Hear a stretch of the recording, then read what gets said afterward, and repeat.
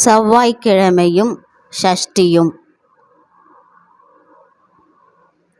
வினை தீர்ப்பான் வேலவன் என்பது வெறும் வார்த்தையல்ல.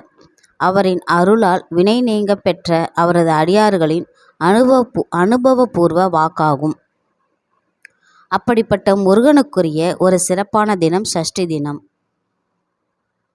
மாதந்தோறும் வருகிற சஷ்டி மிகவும் விசேஷமானது. சஷ்டி திதியில் முருகப்பெருமானுக்கு விரதம் மேற்கொள்வது எண்ணற்ற பலன்களை தரும். முருகப்பெருமான் வழிபாட்டை தினமும் மேற்கொள்வது சிறந்தது என்றாலும் செவ்வாய்க்கிழமைகளின் விரதம் என்பது விரதம் இருந்து வழிபடுவது அத்தனை தடைகளும் விலகும் என்பது நம்பிக்கை. முருகப்பெருமானுக்கு உகந்த சஷ்டி விரதம் செவ்வாய்க்கிழமையில் வருவது மிகவும் சிறப்பு. செவ்வாய்க்கிழமை விரதம். கிரகங்களில் செவ்வாய்க்கு அதிபதி முருகப்பெருமான். செவ்வாய் தோஷம் உள்ளவர்களும் பூமியில் தீராத பிரச்சனை உள்ளவர்களும் செவ்வாய்க்கிழமைகளின் விரதம் இருந்து முருகப்பெருமானை வழிபட்டு வந்தால் விரைவிலேயே செவ்வாய் தோஷத்தினால் ஏற்படக்கூடிய பாதிப்புகள் அனைத்தும் படிப்படியாக நீங்கிவிடும்.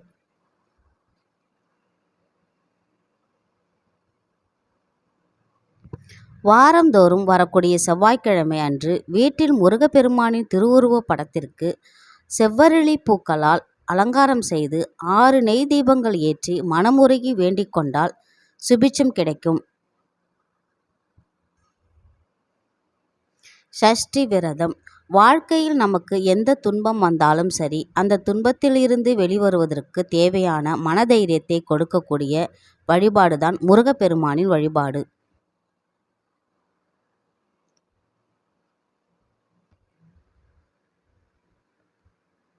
விதியை மாற்றக்கூடிய சக்தி சஷ்டி வழிபாட்டிற்கு இருக்கின்றது.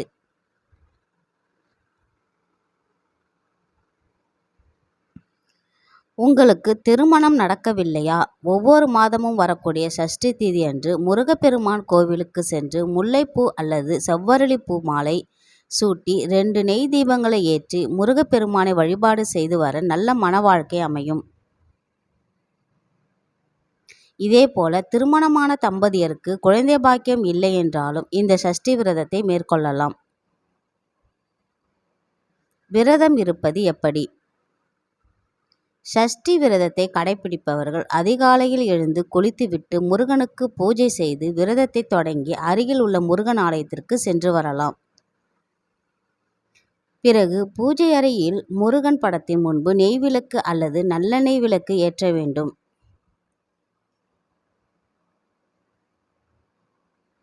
முருகனுக்கு சந்தனம் குங்குமம் இட்டு மலர் மாலை சாற்றி அலங்காரம் செய்து வழிபடலாம். அவருக்கு இஷ்ட நைவேத்தியமான அவல் உணவுகளை படைக்கலாம். இவ்விரதத்தை முழு நேரமும் இருக்க முடியாதவர்கள் பால் மற்றும் வாழைப்பழம் போன்றவற்றை சாப்பிடலாம். வேலைக்கு செல்பவர்கள் காலையில் பூஜையை முடித்துவிட்டு விளக்கை மாலை ஏற்றிவிட்டு பின்னர் வேலைக்கு தாராளமாக செல்லலாம். மீண்டும் மாலையில் இதேபோல் பூஜை செய்து விரதத்தை முடித்து கொள்ளலாம். வீட்டிலேயே இருப்பவர்கள் விரதம் முடியும் வரை முருகனுக்கு விளக்கு ஏற்றி வைப்பது மிகவும் நல்லது. வீட்டிலேயே முருகனின் பாமாலைகளை பாடலாம். குறிப்பாக கந்தசஷ்டி திருப்புகழ் உள்ளிட்ட முருகனின் சிறப்புகளை உணர்த்தும் பாடலை படிக்கலாம். மேலும் குழந்தை வரம் வேண்டுபவர்கள் விரதத்தின் போது சொல்ல வேண்டிய திருப்புகழை பாராயணம் செய்யலாம். குழந்தை பாக்கியத்தை அருளும் இந்த சஷ்டி விரதத்தை எளிமையாக கோவிலிலும் கடைபிடிக்கலாம். முடிந்தவரை முருகன் கோவிலில் விரதம் இருப்பது விசேஷமானது. அதுவும் திருச்செந்தூர் முருகன் கோவிலில் விரதம் இருப்பது கூடுதல் சிறப்பு வாய்ந்தது. முருகப்பெருமானுக்கு உரிய செவ்வாய்க்கிழமையும் சஷ்டியும் ஒரு சேர வருவது மிகவும் சிறப்பு. இந்த அற்புதமான நாளில் முருகப்பெருமானை மனதார வழிபட்டால் வாழ்வில் உள்ள அனைத்து துன்பங்களையும் நீக்கி சகல சௌபாக்கியங்களையும் தந்தருள்வார். முருகப்பெருமான்.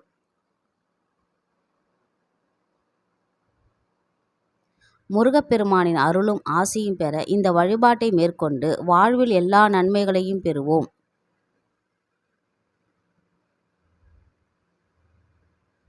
விரத பலன்கள். சொந்தமாக வீடு வாங்க வேண்டும் என்ற ஆசை உள்ளவர்கள் இந்த நாளில் முருகனை மனமுருகி வழிபட்டால் அந்த ஆசை விரைவில் நிறைவேறும். குழந்தை பாக்கியம் இல்லாதவர்கள் சஷ்டி விரதம் இருந்தால் குழந்தை பாக்கியம் கிடைக்கும்.